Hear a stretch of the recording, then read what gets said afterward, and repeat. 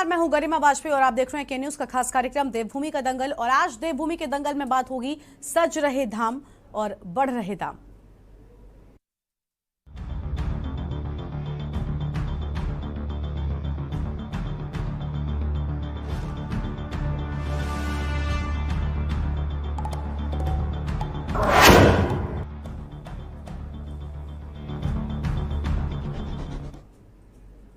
उमड़ती आस्था, लंबे इंतजार के बाद चारधाम के दर्शन, हर श्रद्धालु के हृदय में भगवान के दर्शन के अरमान फूट रहे हैं। और अब इस इंतजार को सुकून मिलने वाला है, क्योंकि 3 मई से देवताओं के धामों के कपाट खुलने वाले हैं। अब भक्त अपने ईश्वर के द्वार पर जाकर मनोकामना के लिए प्रार्थना भी कर सकते हैं। 2 साल आस्था पर कोरोना का साया रहा, लेकिन इस बार श्रद्धालु अपने ईश्वर के बेफिक्र दर्शन कर सकेंगे। धामी सरकार ने तैयारियां पूरी कर ली हैं। चारधाम यात्रा के लिए ऑनलाइन पंजीकरण ने भी रफ्तार पकड़ ली है। अब तक 1 लाख से ज्यादा तीर्थयात्री ऑनलाइन पंजीकरण भी करा चुके हैं और इनमें से केदारनाथ धाम के दर्शन के लिए सबसे अधिक यात्रियों ने पंजीकरण करवाया है। जहां एक तरफ श्रद्धालुओं और स्थानीय लोगों के चेहरे खिल गए हैं, तो वहीं यात्रा पर महंगाई को लेकर चिंतित भी हैं। इसी को लेकर आज हम विस्तार से बातचीत करने वाले हैं, लेकिन उससे पहले हमारी एक खास रिपोर्ट देख लीजिए।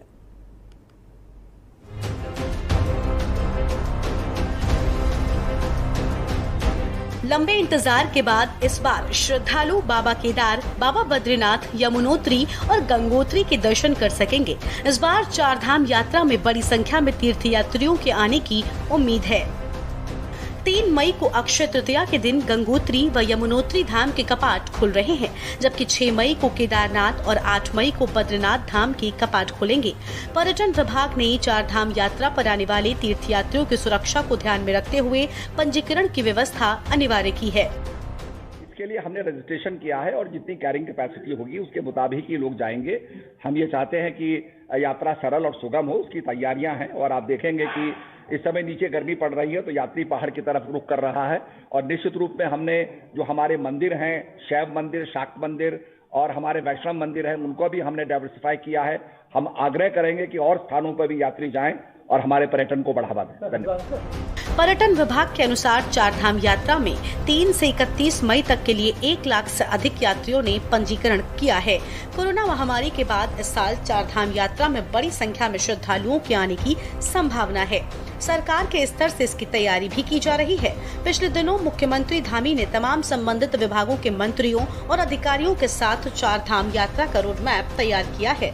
जहां सरकार पूरी तरह से तैयारियों का दावा कर रही है, तो वहीं कई चुनौतियां यात्रियों को देखनी पड़ सकती हैं। महंगे गैस, तेल और टोल के बीच चारधाम की यात्रा यात्रियों को इस बार महंगी पड़ने वाली है। देखिए, लगातार 2 सालों से कोरोना की मार झेल रही है आम जनता और महंगाई इस समय चरम सीमा पे है। आप देख रहे होंगे कि लगातार खाद्य सामग्री, जो अभी ये देख रहे होंगे आप, सरसों का तेल पहले 70, 75, 80 रुपए हुआ करता था, आज लगभग 200 से 250 रुपए लीटर ये हो चुका है। ये बड़ी अफसोस की बात है। सरकार को इस पे कंट्रोल करना चाहिए, जिससे कि आम जनता राहत की सांस ले। और क्या बोलते हैं, अभी जो हमारी जो चारधाम यात्रा शुरू होने वाली है, इसकी मार कहीं ना कहीं आम जनता पे पड़ने वाली है। चारधाम यात्रा मार्ग पर गाड़ियों की संख्या अब तक तय नहीं हुई है। गाड़ियों की कमी के चलते कई यात्री महंगी दरों पर प्राइवेट टैक्सी से सफर करने को मजबूर होंगे। और मैं विश्वास दिलाता हूं कि इस बार चारधाम यात्रा निष्कंटक होगी, सुविधापूर्वक होगी और ऐतिहासिक होगी। इसके लिए हमने सभी आवश्यक प्रबंध कर लिए गए हैं।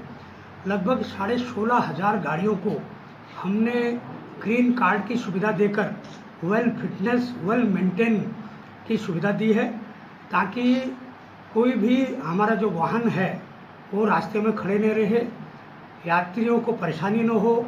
और सब जगह हमने चेक पोस्टों की व्यवस्था कर दी है। चेक पोस्टों में पेयजल की व्यवस्था, शौचालय की व्यवस्था, मेडिकल की व्यवस्था।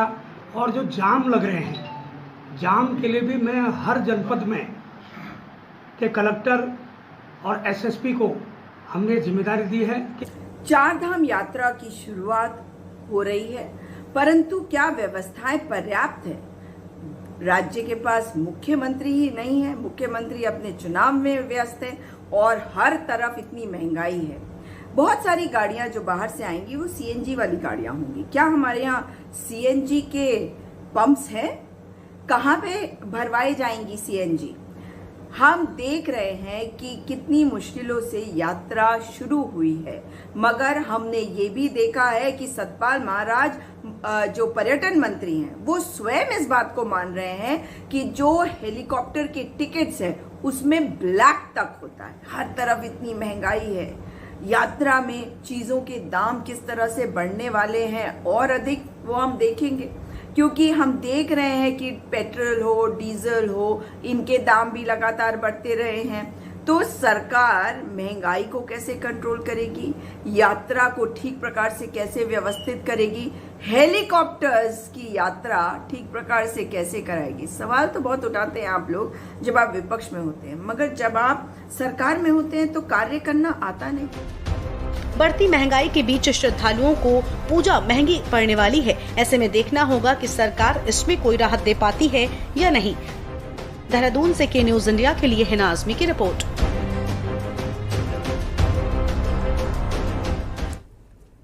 और आज इसी को लेकर हम विस्तार से बातचीत करेंगे। हमारे साथ में कई खास मेहमानों का पैनल भी जुड़ने वाला है। सबसे पहले उनसे आपको हम रूबरू करवाते हैं। हमारे साथ में सचिन गुप्ता जी हैं, भारतीय जनता पार्टी के प्रवक्ता हैं। राजेंद्र चौधरी जी आज हमारे साथ में हैं, वरिष्ठ कांग्रेस के नेता हैं। और साथ ही शांति प्रसाद भट्ट हैं, वरिष्ठ प्रवक्ता हैं यूकेडी की ओर से। और सुनील पवार व्यापार संघ संगठन की ओर से हैं। नरेंद्र सेठी जी हमारे साथ में हैं, वरिष्ठ पत्रकार हैं। आप सभी मेहमानों का बहुत बहुत स्वागत है हमारे आज के इस कार्यक्रम में। शुरुआत करते हैं भारतीय जनता पार्टी प्रवक्ता के साथ में। सचिन जी बताइए कि ईश्वर के दर्शन करने के लिए जनता पहुंच रही है, लेकिन तैयारियां क्या है आपकी ओर से? देखिए, भारतीय जनता पार्टी की ओर से जो है तैयारियां लगातार की जा रही हैं। माननीय मुख्यमंत्री जी लगातार इस दौर में कई क्रम की बैठकें कर चुके हैं, चाहे वो पुलिस प्रशासन की हो, चाहे एसडीआरएफ की हो, चाहे पर्यटन विभाग की हो, और चाहे जो है यातायात से संबंधित विभागों की बैठक हो। लगातार इस पर बैठकों का दौर जारी है। और जहां जहां कमियां दिखाई दी है माननीय मुख्यमंत्री जी को, उसके लिए जो है माननीय मुख्यमंत्री जी ने, परिवहन मंत्री चंदन रामदास जी ने लगातार उसके लिए जो है अधिकारी गणों को निर्देश दिया है। और यात्रा बहुत ही सुगम होगी, बहुत सुंदर होगी और व्यवस्थित होगी। इस चीज में निश्चित रूप से कोई संदेह नहीं है। आने वाले जो भी यात्री होंगे उनको जो है बहुत सुंदर जो है आपके चार धाम यात्रा के जो है दर्शन होने वाले हैं, इसमें कोई संदेह नहीं है। बिल्कुल, यानी इसमें कोई संदेह नहीं है। आपको लग रहा है कि सभी तैयारियां जो हैं वो हो चुकी हैं। राजेंद्र जी आप बताइए, क्यों कांग्रेस पार्टी खामखा परेशान हो रही है? सचिन जी तो कह रहे हैं सभी तैयारियां हो चुकी हैं। नहीं, तैयारी वैयारी की तो इन्हें कोई जरूरत ही नहीं है ना। इनके ऊपर जो है महंगाई का कोई फर्क है, क्योंकि जनता को इन्होंने एक ऐसी वो पिला दी कोकीन कि महंगाई सहंगाई है, कुछ नहीं, नथिंग। अच्छा, तो आपको लग रहा है कि जनता होश में ही नहीं है? आपको लग रहा है जनता होश में ही नहीं है? आजाद भारत की सबसे विफलतम सरकार है, केंद्र में भी, और 2000 से और 2022 के बीच आज तक सबसे विफलतम सरकार राज्य सरकार। मैं ऐसे नहीं कह रहा कि मैं कोई हवाई तीर मार रहा हूँ, नो, ऑन द रिकॉर्ड है। इस राज्य में जो 2017 में कर्ज 44,000 करोड़ था, वो आज 90,000 करोड़ को पार कर गया। महंगाई बढ़ती है, मैं मानता हूँ, तेजी है, तेजी अच्छी भी होती है, लेकिन सवाल यह है कि जो हमारे यहाँ की जनता है, अगर वो 10 रुपए का सामान 15 में खरीद रही है, तो क्या उसकी बाइंग कैपेसिटी बढ़ी है? क्या उसकी आमदनी बढ़ी है? क्या उसकी खरीद करने की क्रय शक्ति बढ़ी है? और कौन से वर्ग की बढ़ी है? क्या किसान की बढ़ गई? क्या मजदूर की बढ़ गई? क्या नौजवानों की बढ़ गई? क्या छोटे व्यापारियों की बढ़ गई? लेकिन सवाल यह है कि अभी मात्र 60-70 दिन पहले हम इसी जनता के बीच गए थे इन्हीं मुद्दों को लेके, और जनता ने इन सब मुद्दों को नकार के धर्म को प्राथमिकता दी। तो धर्म में तो थोड़ा बहुत फिर अनुष्ठान में सभी लोगों को आहुति डालनी होगी, जनता डाले। हम तो एक विपक्ष है, विपक्ष के नाते जनता की आवाज उठाते रहेंगे, अपने कर्तव्य पे खड़े रहेंगे। और अभी माननीय मुख्यमंत्री जी चुनाव में जा रहे हैं, मैं मुख्यमंत्री जी से आपके चैनल के माध्यम से पूछना चाहता हूँ कि किस मुद्दे के आधार पे आप चुनाव में? ठीक है, ये सवाल हम करेंगे। हमारे साथ में शांति प्रसाद भट्ट जी हैं, वरिष्ठ प्रवक्ता हैं यूकेडी की ओर से। शांति प्रसाद जी आप बताइए, चार धाम यात्रा शुरू होने को है और चार धाम उत्तराखंड का गौरव है और अभिमान है उत्तराखंड का। क्या लगता है, प्रॉपर तैयारियां आपको लग रहा है कर ली गई है प्रशासन की ओर से, सरकार की ओर से? देखिए, सर्वप्रथम तो यात्रा सुचारू चले, ईश्वर से हम ये प्रार्थना करते हैं। पिछले 2 वर्ष से कोरोना के काल में जो है हमारी यात्रा हो नहीं पाई, जिस कारण उत्तराखंड की पर्वतीय क्षेत्र की आर्थिकी को बहुत बड़ा नुकसान हुआ है। अब सवाल खड़ा होता है कि यात्रा मई में शुरू होने जा रही है, सरकार की क्या व्यवस्थाएं हैं। यदि आप देखेंगे, सरकार ने वहां तमाम धर्मशालाएं तोड़ दिया था सौंदर्यीकरण के लिए। वहां यात्रियों को ठहरने की व्यवस्थाएं नहीं है। सड़कें आप देख ही रही हैं, ऑल वेदर रोड में चारों तरफ जाम की स्थिति बनी हुई है, सड़कें टूटी हुई हैं। ऐसी स्थिति में यदि यात्रा सुचारू चलती है तो सरकार को इसका श्रेय जाएगा। और यदि जो व्यवस्थाएं बनी हैं, मुझे लगता नहीं है कि इस समय केदारनाथ के अंदर या बद्रीनाथ के अंदर 500 आदमियों को ठहराने की व्यवस्था वहां पर है। और अगर सारे यात्री जिस तरीके से सरकार कह रही है कि चाक चौबंद व्यवस्था है, ऐसे में यदि हजारों की संख्या में अगर आदमी वहां चले गए तो वो रुकेंगे कहाँ? उनके रुकने की सरकार क्या व्यवस्था कर रही है? पानी का किल्लत इस समय पूरे राज्य के अंदर महामारी बनी हुई है। ऐसे में सरकार वहां पानी की क्या व्यवस्था करेगी? या वो जो प्रदेश से, अन्य प्रदेश से जो यहाँ यात्री आते हैं, उनको उन्हीं के हाल में छोड़ दिया जाए और वो फिर उत्तराखंड का कड़वा अनुभव लेके जाएं। सरकार ये बताने को तैयार नहीं है कि आपने कितने भवन अतिरिक्त बनाए जिसमें यात्रियों को रुकाया जा सकता है। कितने होटल ऐसे हैं जो यात्रियों को तमाम सुविधाएं देने के लिए तैयार हैं, रेडी हैं। महंगाई पर सरकार कैसे लगाम लगाएगी? जो पानी 20 रुपए का देहरादून में मिलता है, वहां वो 30 रुपए का भी नसीब में पानी नहीं हो पा रहा है। ऐसी स्थिति में खाद्य पदार्थों की जो महंगाई देहरादून में है, उससे दुगनी महंगाई जो है केदारनाथ और बद्रीनाथ में है। सामान सारा खच्चरों से जाता है। इस महंगाई पर सरकार कैसे नियंत्रण करेगी?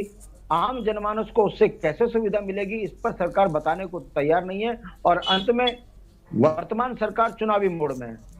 हर केंद्र का कोई नेता देहरादून में आकर उन सारे नेताओं को, मंत्रियों को बैठा देता है। फिर 2-2 दिन तक इनकी मीटिंगें चलती हैं कि मुख्यमंत्री को कैसे चंपावत से चुनाव जिताया जाए। इस पर मंत्रणा ज्यादा है, यात्रियों की और यात्रा की चिंता नहीं है। जिस तरीके से अभी पर्यटन मंत्री जी ने बड़ी अफरा तफरी में 2 बात बोली और उठकर चल दिए, ये बताता है कि उनके पास भी ये कोई सही तथ्य नहीं है सामने जो जनता के सामने लेके आ सके। हमारा ये मानना है, ईश्वर करे सरकार की अव्यवस्थाएं भले ही हों, मगर आम जनमानस सबको साथ लेकर इस यात्रा को सफल से सफल बनाने का प्रयास करे, ताकि उत्तराखंड की आर्थिकी में मजबूती आए और जो आस्था सनातन धर्म की मंदिरों के प्रति है, धामों के प्रति है, वो आस्था बरकरार बनी रहे। मगर जो अखबारों की खबरें हैं, जो वहां के स्थानीय लोगों की खबरें हैं, वो बड़ी चिंता की खबरें आ रही हैं कि वहां पर व्यवस्थाएं ठीक नहीं हो पा रही हैं। और विकास के नाम पर जिस तरीके का खुर्द-बुर्द सरकारों ने किया है, उसका परिणाम यह है कि इनकी पोल खुलेगी। आप देखेंगे, आप और हम यही हैं, 10 तारीख 15 तारीख के बाद आप और हम डिबेट करेंगे कि यात्री आए, उनको रहने की व्यवस्था नहीं हुई, पार्किंग की व्यवस्था नहीं हुई, जिस कारण यात्री नाराज हुए। बद्रीनाथ में जिस तरीके से जाम लगता है, जोशीमठ में जिस तरीके से जाम लगता है, रुद्रप्रयाग में जिस तरीके से जाम लगता है, वो किससे छुपा नहीं है। श्रीनगर से अव्यवस्थाएं शुरू होती हैं और बद्रीनाथ केदारनाथ से शुरू होती है। अब सबसे बड़ी बात है, अभी इनके मंत्री ने एक बात कही जो बड़ी महत्वपूर्ण बात है कि हम किसी अन्य जाति के व्यक्ति को, जो है धर्म के व्यक्ति को केदारनाथ में और बद्रीनाथ में नहीं जाने देंगे। अब आप सोचिए, सारे खच्चर वाले वहां मुसलमान हैं, तो क्या खच्चर की व्यवस्था है? ये बात साधु संतों की ओर से उठी थी और मुख्यमंत्री का बयान ये था कि वो वेरिफिकेशन के लिए बोल रहे थे। उठी थी, सरकार के मुखिया की तरफ से उठी थी। अब सोचिए, जब बिना किसी जानकारी के आप इस तरह के बयान दोगे तो मेरा तो यह मानना है कि फिर केदारनाथ में खच्चर तो चलेंगे नहीं, और अगर खच्चर नहीं चलेंगे तो राशन कैसे ऊपर जाएगा? ये वो चीजें हैं जिसका सवाल सरकार को देना पड़ेगा जवाब। और सरकार बिल्कुल शांति जी, वाले समय में ये मुद्दे बनेंगे। बिल्कुल शांति जी, आप ठीक कह रहे हैं कि सरकार की ही जवाबदेही है और आज इसी के चलते यहाँ पर ये डिबेट लेकर आए हैं। वरिष्ठ पत्रकार नरेंद्र सेठी जी भी हमारे साथ में। सेठी साहब, आपका स्वागत है। सेठी साहब, आपने यहाँ पर सुना, शांति जी ने आज बहुत सारी बातें कही और कांग्रेस के भी नेता हैं हमारे साथ में, राजेंद्र जी, वो कह रहे हैं कि तैयारी बिल्कुल नहीं है, जनता को तो कोकीन दे दिया गया, यानी जनता नशे में। असल सच्चाई क्या है? क्योंकि 3 मई से कपाट खुल जाएंगे, 4 धाम की यात्रा शुरू हो रही है और सिर्फ प्रदेश से ही नहीं बल्कि बाकी के अन्य प्रदेशों से, पूरे देश से यहाँ पर लोग पहुंचते हैं और बताया जा रहा है कि 1 लाख से ज्यादा रजिस्ट्रेशन जो हैं वो हो चुके हैं। अगर ये लोग जो कह रहे हैं ऐसा ही है तो यहाँ पर बड़ी समस्या हो सकती है। तैयारियां अगर पूरी नहीं हुई तो बहुत सारी प्रॉब्लम्स एक साथ सामने आ सकती हैं।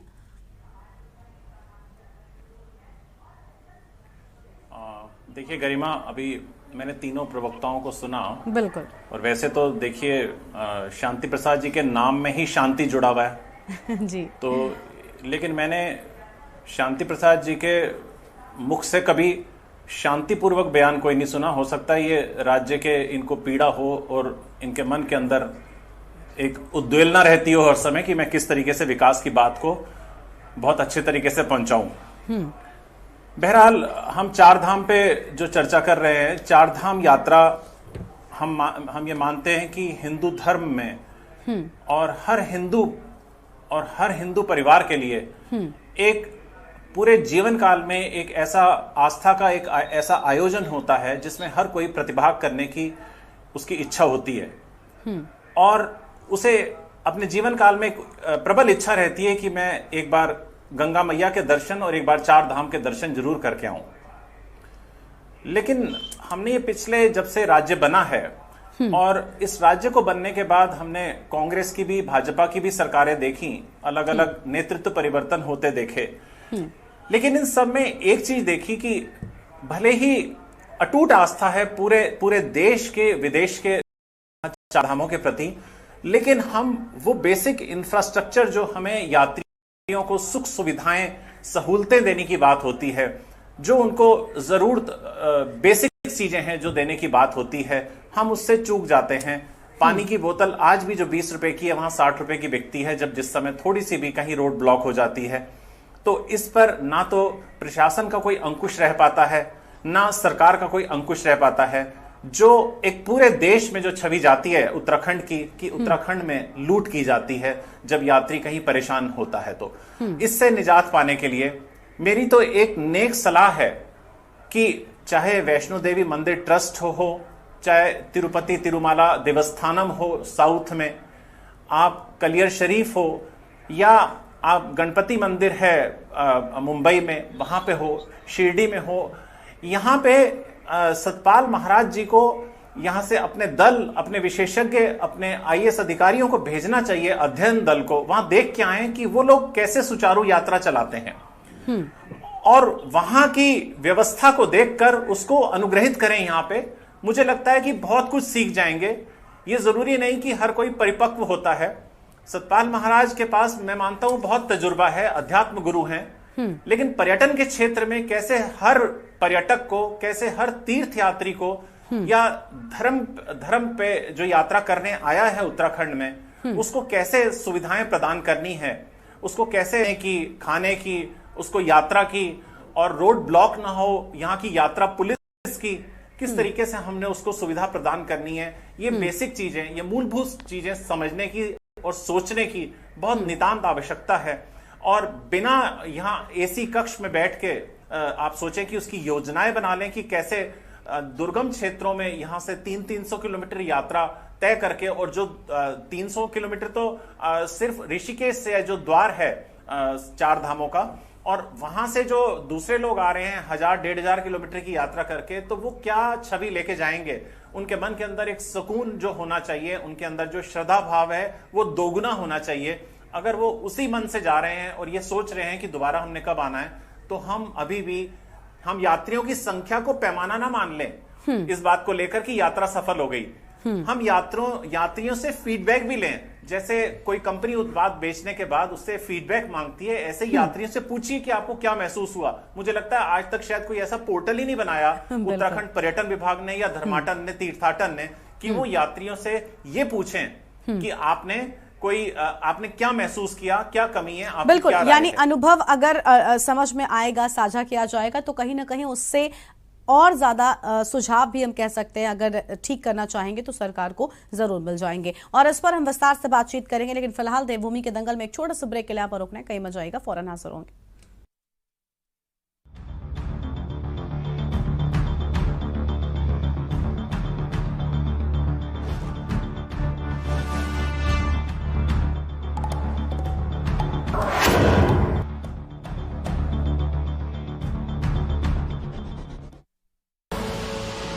देख रहे हैं के न्यूज, खबरों का सारथी। खुदी को आजमाया है तो ये अंदाज आया है, खुदी को आजमाया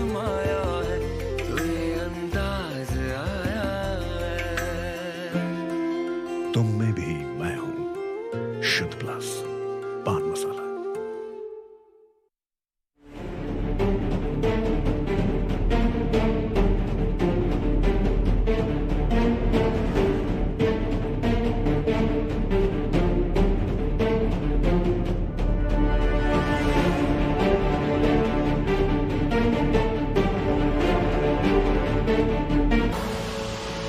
देख रहे हैं के न्यूज, खबरों का सारथी।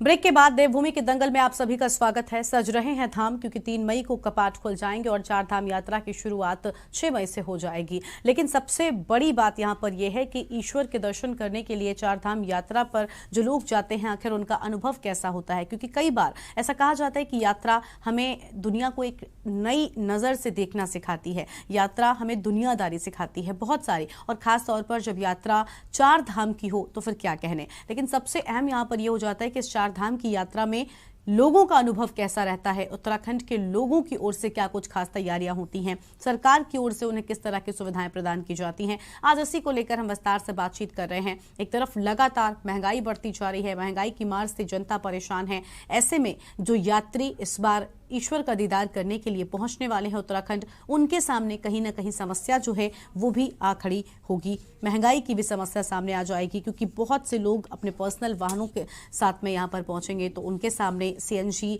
पंप्स की समस्या सामने आ सकती है। और लगातार हम देख रहे हैं कि बहुत सारी चीज़ें यहाँ पर सामने आ रही हैं और गैस और तेल के भी दाम बढ़े हुए हैं, जिसके चलते जो भक्त हैं ये परेशान हैं। भले ही यहाँ पर बताया जा रहा है कि 1 लाख से भी ज़्यादा यात्रियों ने अब तक पंजीकरण करा लिया है, लेकिन मनमाने पैसे यहां पर यात्रियों से वसूले जाते हैं, चाहे होटल हो, पार्किंग हो या फिर अन्य चीजें हो। तो ऐसे में यात्रियों का अनुभव अगर सुखद नहीं रहता है तो ये भी कहीं ना कहीं शर्म की बात है, क्योंकि 4 धाम यात्रा के लिए जो व्यक्ति पहुंचा हुआ है वो सिर्फ यात्री नहीं बल्कि श्रद्धालु कहलाता है। तो भगवान की भक्ति पर महंगाई का साया इस बार साफ तौर पर नजर आ रहा है और 30% ज़्यादा किराया देकर इस बार कुछ लोग यात्रा करने को मजबूर हो सकते हैं, क्योंकि लगातार हम देख रहे हैं दामों में बढ़ोतरी के बाद में बहुत सारी चीज़ों के दाम एक साथ बढ़ा दिए गए और इसका सीधा असर जनता पर पड़ने वाला है, यात्रियों और श्रद्धालुओं पर पड़ने वाला है। भक्त यहाँ पर बेहद परेशान नजर आ रहे हैं। भगवान की भक्ति पर महंगाई का साया साफ तौर पर देखने को मिल रहा है, क्योंकि बताया जा रहा है कि 30% ज़्यादा किराया देकर कार का सफर करने की बात सामने आ रही है और ईश्वर के दीदार में महंगाई सिर के पार है। हमारे साथ में इसी पर विस्तार से बातचीत करने के लिए सभी मेहमान लगातार मौजूद हैं। वापस अपनी चर्चा पर चलते हैं। हमारे साथ में सुनील पवार जी भी जुड़ चुके हैं, व्यापार संघ के संगठन हैं, अभी अभी जुड़े हैं। सुनील जी, आपका भी बहुत स्वागत है। सबसे पहले शुरुआत आपसे ही कर लेते हैं। सुनील जी, 4 धाम यात्रा की शुरुआत होने को है। 4 धाम की यात्रा हम भले ही इसे कहते हैं, लेकिन मेरा मानना है कि 4 धाम की यात्रा सिर्फ एक आम यात्रा नहीं होती, बल्कि ये एक भाव होता है। इंसान एक भाव के साथ में बढ़ता है, क्योंकि यात्रा तो हम और भी जगहों पर जाते हैं, लेकिन इस दौरान यात्रा करने वाले को सिर्फ यात्री कहना ठीक नहीं बल्कि श्रद्धालु की नजर से देखना चाहिए। क्या लगता है इन लोगों के लिए क्या कुछ खास तैयारियां उत्तराखंड प्रशासन सरकार की ओर से की गई हैं, क्योंकि दावे तो बड़े बड़े किए जा रहे हैं। सुनील जी, आपकी आवाज हम तक नहीं आ रही, सबसे पहले आप अनम्यूट करें। सुनील जी जी, आपकी आवाज आ रही है, आप अपनी पूरी बात रखिए। आपके के न्यूज का मैं आभार प्रकट करता हूँ, धन्यवाद करता हूँ। और जैसे कि 4 धाम यात्रा की जो शुरुआत हो रही है और विगत 2 सालों से लगातार व्यापारी हो चाहे हमारी जो श्रद्धालु हो वो यात्रा नहीं कर पाए हैं, और इस समय जो 4 धाम यात्रा होने जा रही है, सभी चाहे व्यापारी हो चाहे हमारे श्रद्धालु हो, सब है एक उत्साह भरे पूर्ण से हैं और सरकार और हमारे प्रशासन 4 धाम यात्रा को लेकर के सजग है और अपनी तैयारियों में जुटा हुआ है। लेकिन इसी जो हमारी 4 धाम यात्रा है, 4 धाम यात्रा का आप देख रहे होंगे लगातार चाहे डीजल है, पेट्रोल है, लगातार बढ़ते जा रहे हैं, जिसकी मार आम नागरिक से लेकर व्यापारियों तक पड़ रही है। और जो हमारे जो खाद्य सामग्री है, मैं कहीं ना कहीं व्यापार मंडल से जुड़ा हूं, मैं एक व्यापारी होने के नाते मैं यही कह सकता हूं कि जो हमारे आज महंगाई है उसका कहीं ना कहीं दुष्प्रभाव हमारी यात्रा से लेकर और आम नागरिक तक पड़ रहा है। सरकार को चाहे कि तेल और पेट्रोल के दाम कम करे, जिससे कि महंगाई पे कंट्रोल हो सके। और चार धाम यात्रा को लेकर के हमारा व्यापारी काफी उत्साहित है। और जो हमारे श्रद्धालु हैं, कहीं ना कहीं 2 सालों से लोग अपने घरों में दुबके बैठे हैं और उस यात्रा को लेकर के सभी यात्री जन भी कहीं ना कहीं उत्साहित होंगे। और हम कहीं ना कहीं हम बद्री विशाल बाबा केदार से आग्रह करते हैं। सुनील जी आप बिल्कुल ठीक कह रहे हैं। हालांकि व्यापारी संघ, व्यापारियों की भी कहीं ना कहीं कोई जिम्मेदारी जो है वो बनती है श्रद्धालुओं के प्रति, क्योंकि कई बार हमने देखा है लोग मनचाहे दाम वसूलते हैं। तो ऐसे में व्यापारी संगठन के जो लोग हैं ये क्या कुछ करेंगे, इस पर हम आगे आपसे जवाब लेंगे। हमारे साथ में राजेंद्र जी जुड़ रहे हैं, लेकिन राजेंद्र जी पहले एक प्रतिक्रिया मैं सचिन जी की लेती हूँ, उसके बाद आपके पास आऊंगी। सचिन जी आप बताइए, अभी आपने यहाँ पर सुना सभी लोग कह रहे हैं कि इस बार जो ठीक तैयारियां हैं वो अब तक नहीं हो पाई हैं, क्योंकि 2 सालों का गैप रहा है। सचिन जी 2 सालों तक कोरोना का साया चारधाम की यात्रा पर रहा। इस बार संख्या और अधिक हो सकती है, क्योंकि अब कोरोना से लगभग राहत मिली है। तो संख्या जब अधिक होगी तो तैयारियां भी पहले से और ज्यादा अधिक होनी चाहिए। लेकिन जो तस्वीरें सामने आ रही हैं, जो कुछ बयान हो रहा है वो कुछ और ही कह रहा है। किस तरह से आप ये बातें कह पा रहे हैं कि हाँ ठीक है, पूरी तरह से प्रॉपर सुविधाएं जो हैं वो हम दे पाएंगे श्रद्धालुओं को, यात्रियों को? देखिए गरिमा जी, मैंने अभी राजेंद्र जी को भी सुना और मेरे आदरणीय है बड़े भाई शांति प्रसाद भट्ट जी को भी सुना। सेठी जी ने भी बहुत सुंदर अपने बातें और अपनी पीड़ा रखी है। लेकिन मैं राजेंद्र जी की एक बात की आपके चैनल के माध्यम से कड़ी निंदा करता हूं, जो उन्होंने हमारे उत्तराखंड की देश की देवतुल्य जनता को जो उन्होंने कहा कि कोकीन का नशा करके जो है इन्होंने वोट किया है और कोकीन खाकर ये नशेड़, मतलब एक तरीके से इन्होंने संज्ञा दिया है कि हमारे उत्तराखंड की जनता शायद नशेड़ी है और नशे में जाकर उन्हें आंख बंद करके वोट दे दिया। तो राजेश चौधरी साहब, मैं आपको बताना चाहूंगा कि देश की जनता और हमारे प्रदेश की जनता भोली भाली है लेकिन समझदार है। वो जानते हैं कि लुटेरे खसुटों की पार्टी जो कि कांग्रेस सदैव रही है, जिन्होंने देश को लूटने का काम किया, उनके हाथ में अगर सत्ता दी तो जो बचा कुचा माल था वो भी लूट जाएगा। आज भारतीय जनता पार्टी के विकास को देखते हुए, भारतीय जनता पार्टी की रीति को देखते, भारतीय जनता पार्टी की ईमानदार सरकार को देखते हुए, हो गया सचिन जी, हो गया। आप चारधाम पर जवाब दीजिए प्लीज। मैं चाहती हूँ कि आप चारधाम को लेकर हम बात करें।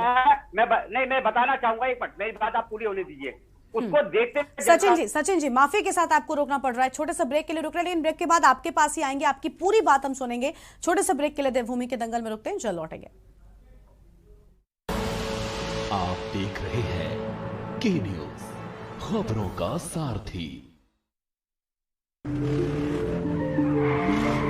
देखें कौन नया खिलाड़ी आया है।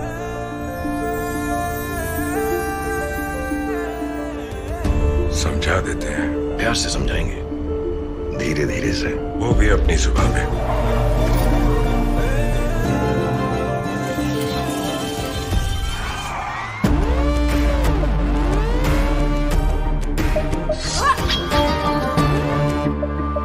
ये तो अपनी जुबान है। जुबान एक हो तो दिल भी एक होने चाहिए। विमल बोलो जुबान की।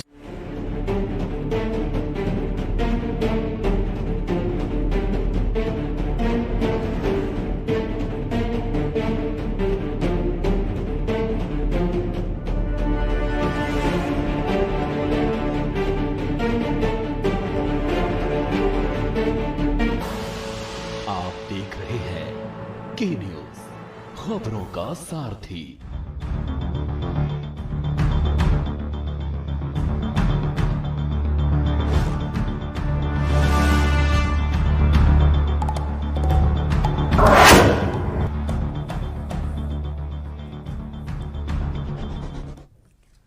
ब्रेक के बाद देवभूमि के दंगल में आप सभी का स्वागत है। आज हम बात कर रहे हैं कि सज रहे धाम लेकिन बढ़ रहे दाम। हमारे साथ में लगातार मेहमान मौजूद हैं। सचिन जी आप क्या कुछ कह रहे थे, अपनी बात पूरी करिए।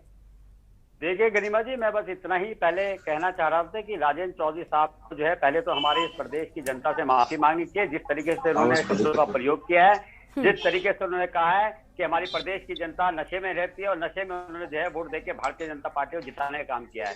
मैं बताना चाहूंगा कि लगातार आज एक उत्तराखंड के अंदर मिथ्या टूटा है कि हर बार ये रहा जाता था यहाँ पर कि एक बार कांग्रेस एक बार भारतीय जनता पार्टी, लेकिन जनता ने विकास को आगे रखते हुए, बिल्कुल सचिन जी, जनता ने विकास को आगे रखा, आप पर विश्वास जताया और आपको वोट दे दिया। सचिन जी, मैंने उनको टोका था, प्लीज आप चारधाम पर जवाब देंगे क्योंकि बहुत सारे मेहमान जुड़े, उनकी भी प्रतिक्रिया लेनी है। जल्दी से चारधाम पर आइए सचिन जी।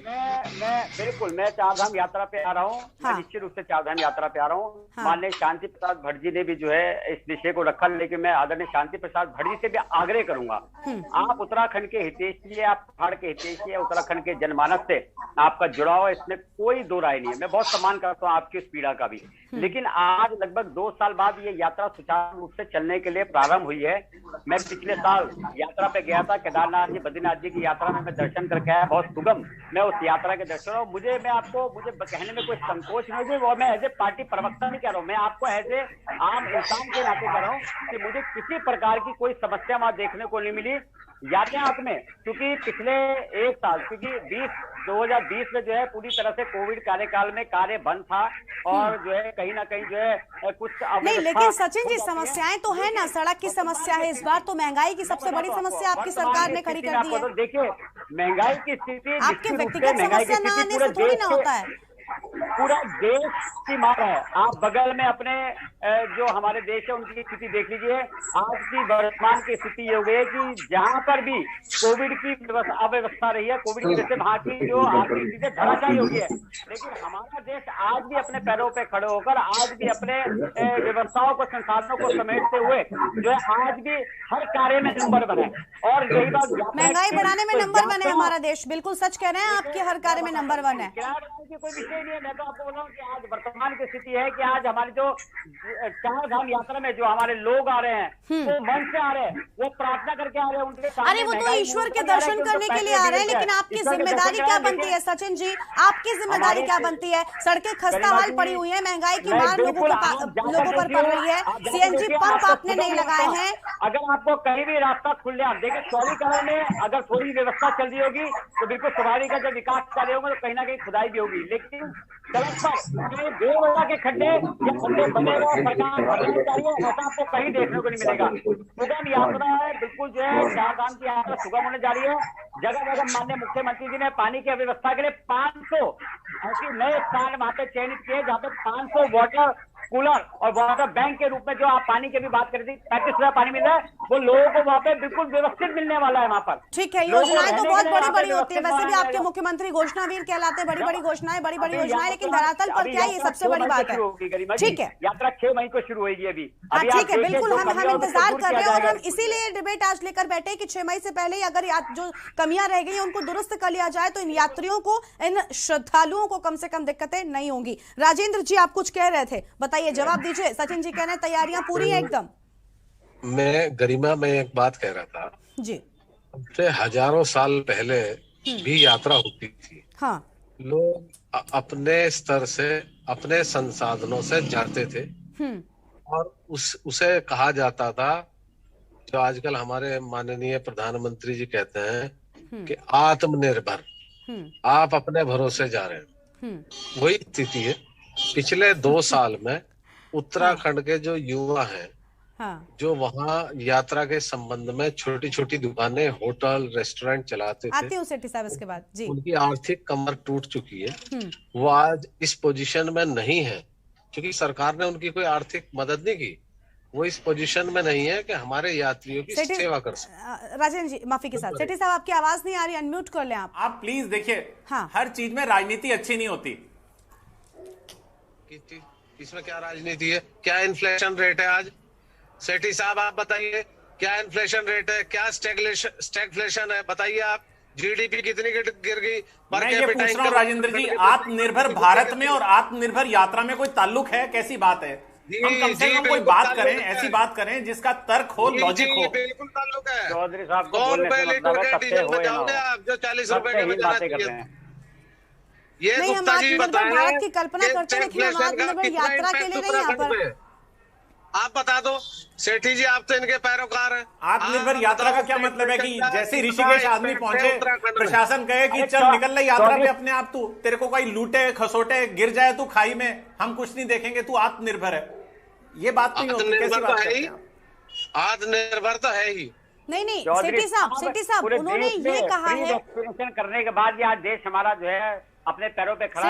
सेठी साहब राजेंद्र जी तंज कस रहे थे कि आत्मनिर्भर भारत की तरह ही इन लोगों ने ये देश जिसके पैर ही नहीं थे उसे आपने पैरों पे खड़ा कर दिया। वो तो पैर जब आप पहले काट के लेके तो कैसे खड़ा होता है? वो तो जो है आत्मनिर्भर यात्रा की गरिमा कोई तुक वो तंज कस रहे थे वो ये नहीं कहते कि ऐसा होना चाहिए। उन्होंने कहा कि जैसे ये आत्मनिर्भर भारत की बात करते हैं इस बार इन्होंने आत्मनिर्भर यात्रा कर दी है 2012 से। चौधरी साहब एक महीने के अंदर कोयला 13,000 से 28,000 हो गया और आज 8 घंटे का बिजली कट है। कांग्रेस को तंज कसते कसते इतनी प्रैक्टिस हो गई क्या मेरे को लगता है खाने में, बात करने में, हंसने में, रोने में, हर चीज में तंज कसते हैं। सचिन जी आप अगर शांत हो जाएंगे तो उनकी बात जल्दी से पूरी हो, मैं और मेहमानों को जोड़ूं। ये बताइए जब 8 घंटे का बिजली का कट है तो यात्रियों के लिए आप व्यवस्था क्या की आपने बताइए? ठीक है और क्या कुछ और कौन से मुद्दे आप अपनी बात पूरी कीजिए फिर मैं जवाब इसका लूंगी सचिन साहब से, लेकिन उसके पहले और मेहमानों को जोड़ूंगी। जी राजेंद्र जी। गरिमा 13,000 से 28 हो गया। 10 रुपए 15 दिन के अंदर अंदर डीजल पे बढ़ गए। ठीक है यानी बेसिकली आप कहना चाहते हैं महंगाई का जो है सबसे बड़ा असर है, बिजली नहीं है, पानी की भी समस्या उत्तराखंड में। हाँ और बिजली उत्पादन उत्तराखंड राज्य विद्युत उत्पादक राज्यों की श्रेणी में आता है। अगर यहाँ कट है तो इसका जवाब कौन देगा? कांग्रेस। नहीं बिल्कुल सत्ता में जो है हम उनसे लेंगे जवाब। ये बात सही है। ठीक है हम जवाब लेंगे, लेकिन उससे पहले सुनील पवार जी को जोड़ लेते हैं। सुनील जी अभी आप व्यापारी संगठन से हमारे साथ में जुड़े हो और व्यापारियों की बात करें थे, लेकिन सुनील जी अगर नैतिकता के आधार पर देखें तो ठीक है महंगाई की मार तो पहले ही श्रद्धालुओं पर बहुत पड़ रही है, आगे भी पड़ेगी, लेकिन आप बताइए कई बार ऐसी खबरें सामने आती है व्यापारियों के साथ में व्यापारी जो होते हैं ये मनमाने दाम वसूलते हैं, जो चीज 5 रुपए की मिलती है वो 15 से 20 रुपए तक में बेची जाती है। तो ऐसे में नहीं लगता कि व्यापारी संगठन के लोगों को अपने व्यापारियों को भी ये समझाना चाहिए कि जो लोग यहाँ पर आ रहे हैं उनके साथ लूट घसोट ना हो? क्योंकि कई बार ऐसा होता है जब जो यात्री होते हैं वो यात्रा करने के बाद वापस लौटते हैं तो अपना अनुभव जब लोगों के साथ में साझा करते हैं उस दौरान ये बातें सामने आती हैं कि बहुत लूट मचा रखी है। तो कहीं ऐसा ना हो कि उत्तराखंड के बारे में भी इस तरह की बातें की जाएं। तो नैतिकता के आधार पर ही सही व्यापार संगठन के लोगों को इस तरह की बातें क्या अपने बैठकों में या अपने व्यापारियों से करनी चाहिए? जी बिल्कुल ये हमारी जो बैठकें होती हैं उसमें हम बराबर ये रखते हैं कि कहीं न कहीं जो यात्री है वो एक देव दर्शन के लिए हमारे बद्री केदार में पहुंचते हैं और कहीं न कहीं मनमाना दाम नहीं वसूला जाना चाहिए। और अगर बाय द वे कहीं दूर क्षेत्र में जैसे हमारा केदार बाबा का जो धाम है उन धामों में बहुत दूरस्थ क्षेत्रों में व्यापारी को अपना सामान ढोना पड़ता है। हो सकता है कई स्थानों पर ऐसा हो सकता है, लेकिन जो हमारे हाईवे रूट है उस रूट पे ऐसा कहीं हमने नहीं देखा कि कहीं अगर मनमाना दाम वसूला जा रहा हो। और हम एक आग्रह जरूर सरकार से करना चाहते हैं क्योंकि विगत 2 सालों से हमारा व्यापारी कहीं न कहीं प्रभावित रहा है कोविड काल से। और जैसे कि व्यापारियों की मांग रही आती हूँ साहब राजेंद्र साहब आती हूँ, जो हमारे बिजली के बिल है या हमारे जो कहीं न कहीं लोगों ने लोन पे अपने लॉज बनाए हैं, व्यापार चलाना शुरू किया है, उनके कहीं ना कहीं उसको राहत मिले, उन जो हमारे लोन को उसमें छूट मिले और जो बिजली के बिल हैं उनमें कहीं ना कहीं छूट मिलनी चाहिए। ये हमारे व्यापारियों की बार बार मांग रही है। कई बार हमारे जो बिल्कुल हम सरकार से तो लगातार ये कह ही रहे हैं कि जो भी राहत दी जा सकती है वो दी जाए, बिल्कुल ठीक कह रहे हैं आप, लेकिन व्यापारी संगठन का भी जिम्मेदारी बनती है। बिजली के बिलों पे और जो हमारे व्यापारियों ने चाहे लॉजिंग हो चाहे व्यापार खोलने के लिए जो बैंकों से लोन लिया है उसमें कहीं छूट नहीं मिली। ठीक है राजेंद्र साहब बहुत देर से हाथ उठा रहे हैं, जल्दी से राजेंद्र जी आपने अभी बोला और आप मैं आपके माध्यम से कहना चाहता हूँ कि हमारे उत्तराखंड के जो व्यापारी जो युवा वर्ग केदारनाथ धाम की यात्रा से जुड़े हुए हैं परोक्ष अथवा अपरोक्ष, उन्हें मैं कतई दोषी नहीं मान सकता कि वो ज्यादा पैसे दाम वसूल रहे होंगे। मैं नहीं मानता।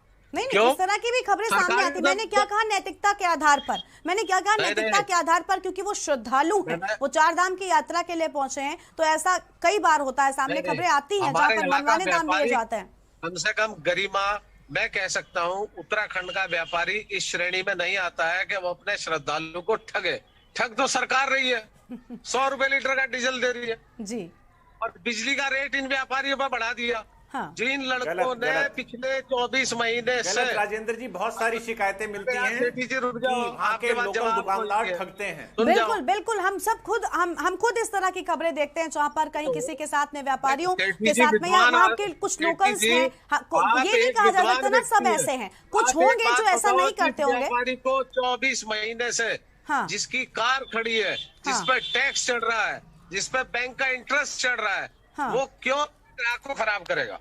वो तो चाहेगा यात्रा अच्छे से हो ताकि उसका रोजगार चले। वो पिछला नहीं, ठीक है, आप जो बातें कह रहे हैं हम तो चाहते हैं कि ऐसा ही हो, कि ऐसे व्यापारी ना हो। आप जो कह रहे हैं वो बिल्कुल ठीक है, रामराज्य की कल्पना तो हम भी करते हैं, लेकिन रामराज्य अभी है नहीं, तो ये नहीं कह सकते कि नहीं सब कोई चोर है ही नहीं, कोई चोर है ही नहीं, अभी इस बात से पल्ला नहीं झाड़ा जा सकता। ठीक है, राजेंद्र जी आपके पास आएंगे। यूकेडी से शांति प्रसाद जी लगातार बने हुए। शांति प्रसाद जी, अभी आपने यहाँ पर कहा था कि बिल्कुल भी व्यवस्थाएं नहीं है। अभी नरेंद्र सेठी जी ने एक बहुत अच्छी बात कही कि फीडबैक अगर लेना शुरू कर दिया जाए, और खास तौर पर मुझे लगता है कोई पोर्टल्स ऐसे बनाए जाए जहां पर वो फीडबैक सिर्फ सरकार नहीं बल्कि जनता भी देख सके। अगर पब्लिक रिव्यूज सामने आएंगे तो मुझे लगता है कि असल सच्चाई सामने आएगी। क्या आप में इसमें विश्वास रखते हैं कि इस तरह की कुछ सरकार को अहम कदम उठाने चाहिए? ये मैं सेठी साहब की बात से मैं सहमत हूँ।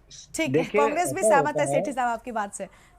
गरिमा जी, केदारनाथ आपदा आई थी, उसके बाद सबसे बड़ा संकट यही खड़ा हुआ था कि हमारे यहाँ यात्री कितने आए और कितनों के साथ कैजुअल्टी हुई। सोचा होगा जब हमारे पास सरकार के पास सेठी साहब आते हैं, इकट्ठे मिल जाएं, तो इन्होंने कहा सहमत हूं मैं। बिल्कुल बिल्कुल, सेठी साहब आपके पास आते हैं। शांति प्रसाद जी, आप अपनी बात पूरी देखिए गरिमा जी, मैं कह रहा था कि केदारनाथ आपदा के बाद सरकार के पास आंकड़े नहीं थे कि हमारे पास कितने यात्री उस जगह पर मौजूद थे और कितने यात्री यहाँ आए।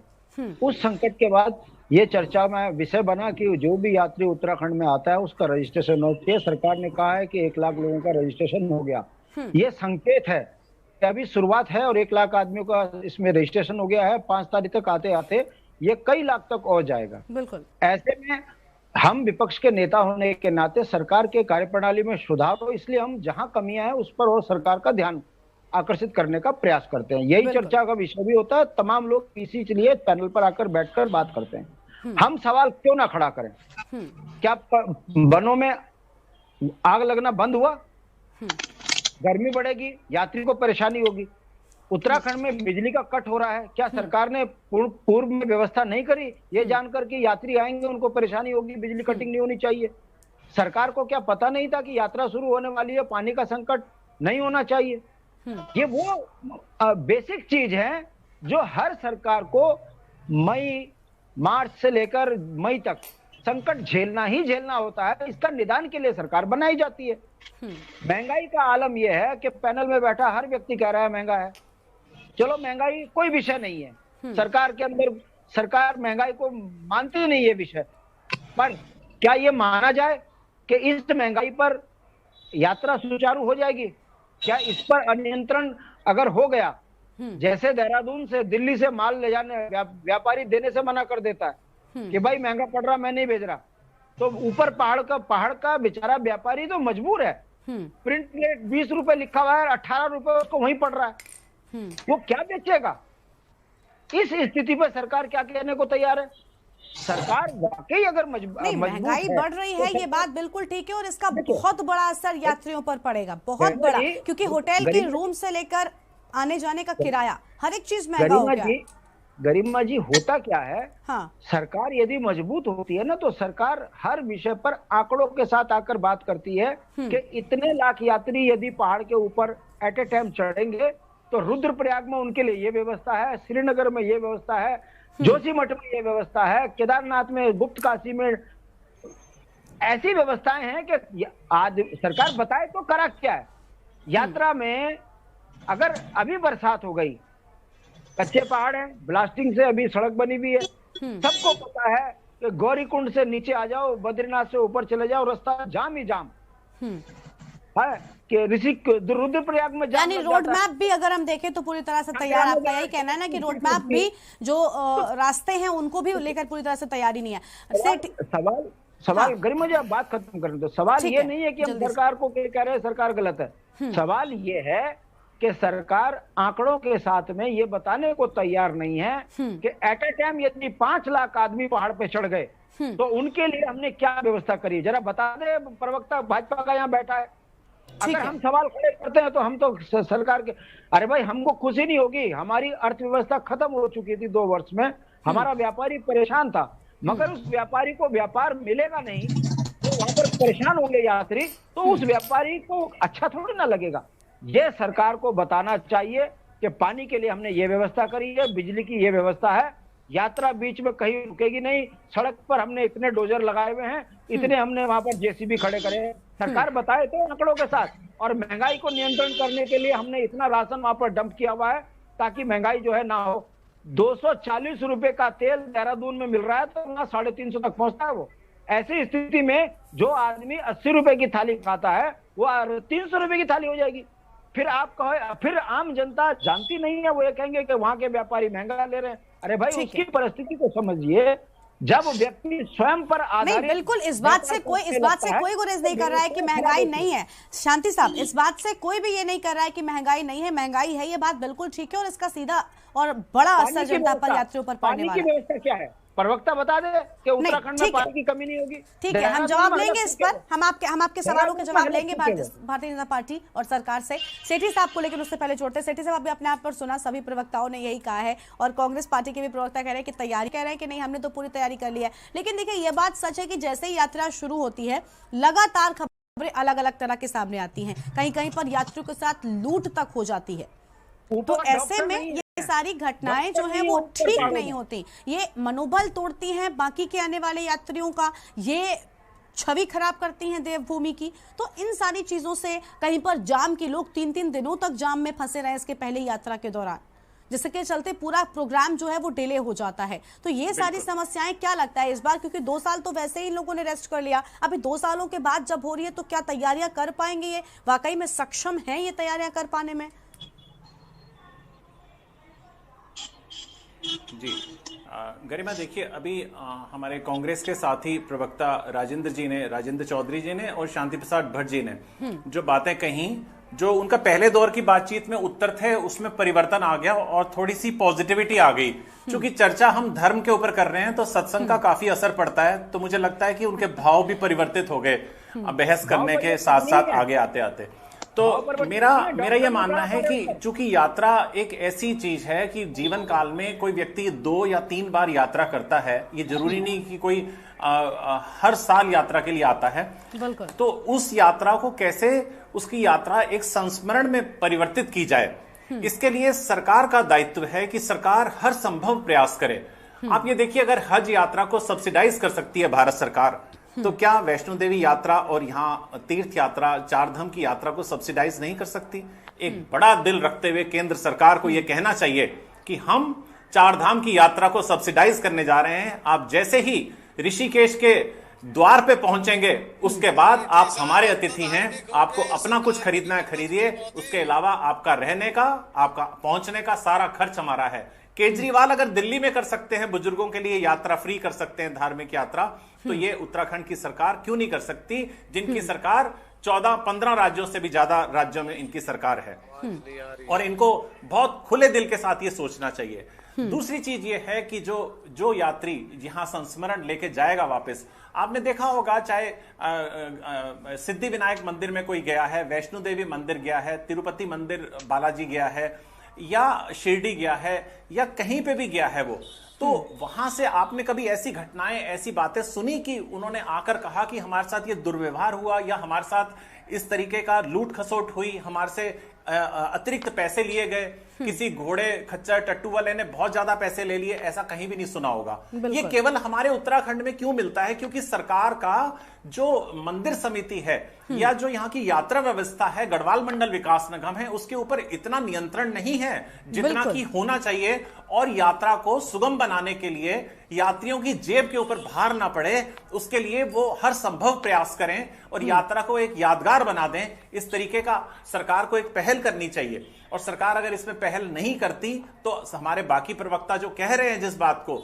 मैं उनकी बात से सहमत हूं कि सरकार बहुत ज्यादा सहूलतें यहां पे प्रोवाइड करने में असमर्थ है और इसमें उनको यात्रा में सुविधाएं प्रोवाइड करना उनका नैतिक दायित्व है। क्योंकि घर किसी के कोई आता है तो ये सोच लीजिए कि सौभाग्य है उसका। बिल्कुल। आपके घर कोई अतिथि पधारा है और फिर आपने कहा अतिथि देव भव, और अतिथि देव भव है और उसके बावजूद, और अतिथि हमारा भगवान है और भगवान के साथ ऐसा व्यवहार हो, तो ये सोचिए फिर हम कहां पुण्य कमा रहे हैं। बिल्कुल, यही कि मतलब प्रदेश अगर खुशहाली की तरफ जाना है, बिल्कुल तो सिटी हमें साहब आप ठीक अतिथियों कह का रहे तो हैं, सम्मान करना ही पड़ेगा ना। बिल्कुल ठीक कह रहे हैं कि आज के डिबेट देखिए, हम नो डाउट कि हम सरकार से सवाल करेंगे कि आखिर तैयारियां क्या हैं, लेकिन कहीं ना कहीं मुझे लगता है, मैंने कहा ना शुरुआत में भी कि मुझे लगता है कि इन लोगों को, आने वाले लोगों को यात्री कहना ही सब ठीक नहीं है, ये बल्कि श्रद्धालु हैं, आपके हम देवभूमि में है ना गरिमा, हम देवभूमि में बैठे हैं, हम गरिमा हम देवभूमि में बैठे हैं, और देवभूमि का अर्थ ही यही है कि देवताओं की नगरी, देवताओं की भूमि। आपका नाम गरिमा है, अगर आप गरिमा में व्यवहार नहीं करेंगे तो लोग कहेंगे इनका नाम गरिमा किसने रखा। बिल्कुल बिल्कुल, तो कम से कम देवभूमि कहा जाता है, चार धाम आपके प्रदेश में है, ये बहुत बड़ा गौरव है, और जो लोग भी यहाँ पर पहुंचते हैं उनका अच्छा अनुभव हो, सुखद अनुभव हो, ऐसी तैयारियां सरकार को करनी चाहिए। छोटे से ब्रेक के लिए रुक रहे हैं, जल्द लौटेंगे।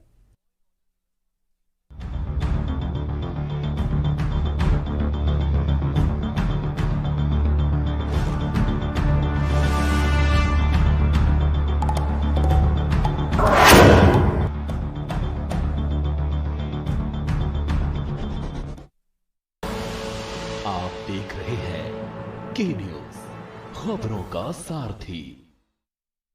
खुदी को आजमाया है तो ये अंदाज आया है, खुदी को आजमाया है तो ये अंदाज आया है। तुम में भी मैं हूं, शुद्ध प्लस पान मसाला।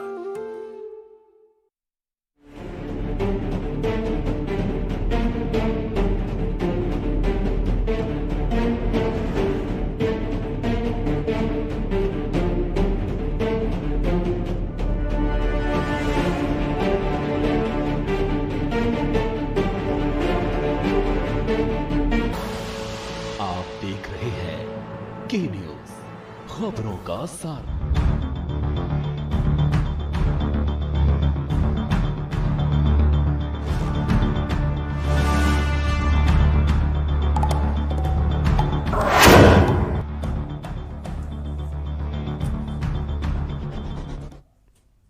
ब्रेक के बाद देवभूमि के दंगल में एक बार फिर से आप सभी का स्वागत है। आज हम लगातार बात कर रहे हैं कि सज रहे धाम लेकिन लगातार बढ़ रहे दाम, ये यात्रियों को बड़ी परेशानी उनके सामने खड़ी करने वाले हैं। इसी पर विस्तार से बातचीत के लिए हमारे साथ में कई खास मेहमान भी लगातार मौजूद हैं। सचिन जी के पास चलते हैं। सचिन जी, आप सिर्फ ये कह रहे हैं कि हमने पूरी तैयारी कर ली है, सुगम यात्रा होगी, लेकिन देखिए समस्या इस बार सिर्फ एक नहीं है। एक तो 2 सालों का गैप यात्रा में, और उसके बाद महंगाई, तेल के दाम बढ़ गए, गैस के दाम बढ़ गए, यात्रा जो वाहन लेकर वो आएंगे सीएनजी की ठीक व्यवस्था नहीं है, सड़कें ठीक नहीं है, होटल के कमरे महंगे हो गए हैं, खाने की चीजें तक महंगी हो गई हैं, तो फिर कैसे यात्रा को आप सुगम कह रहे हैं? देखिए, सरकार की जिम्मेदारी है कि सरकार यात्रा को सुगम करे, व्यवस्थित करे। और रही बात महंगाई की कि पेट्रोल 100 रुपए लीटर है, तो जनता वहां से यहाँ तक कैसे पहुंचेगी, या जो है जनता यहाँ पे आकर कैसी व्यवस्था करेगी। आम जनता यहाँ पर श्रद्धा से आती है, और श्रद्धा के साथ साथ वो इस बात का उसके मन में एक भाव होता है कि मुझे यहाँ आके केवल दर्शन करने हैं, और दर्शन में उनको अव्यवस्था ना हो, उनको किसी प्रकार की दिक्कत ना हो, होटल के कमरे मिलने में दिक्कत ना हो, उनको यहाँ यात्रा में दिक्कत ना हो, उसके लिए सरकार पूरी व्यवस्था बनाती है।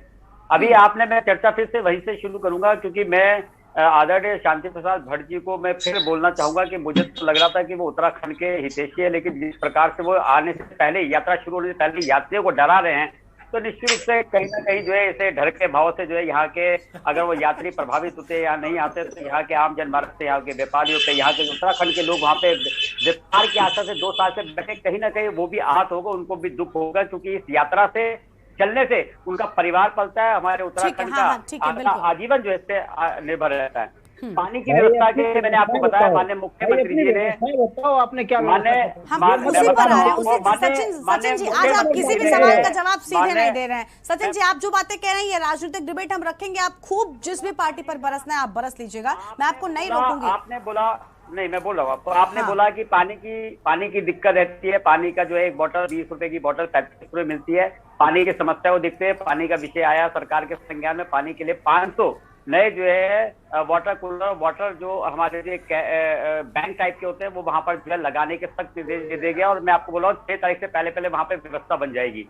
आपने कहा कि वहां पे आपदा आ गई थी 2013 में, आपदा के बाद वहां पे सरकार की व्यवस्था रही कि जो है यात्रियों को बड़ी समस्या, ये आंकड़ा नहीं था सरकार के पास कि आंकड़ा क्या रहेगा।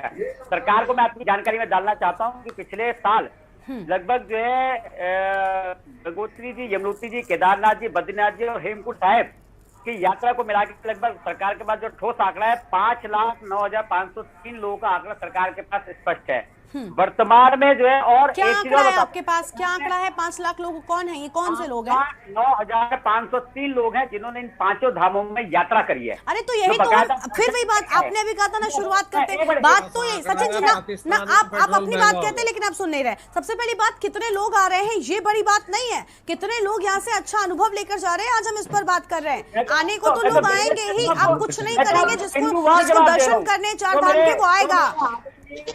तो मेरे आदरणीय विपक्ष के लोगों ने सवाल किए, मैं उनका आपको जवाब दे रहा हूँ। उन्होंने बोला आंकड़ा नहीं है। मैं आपको बता रहा हूँ कि आंकड़े की व्यवस्था हमारी सरकार कर चुकी है कि हमारे पास आंकड़े मौजूद है।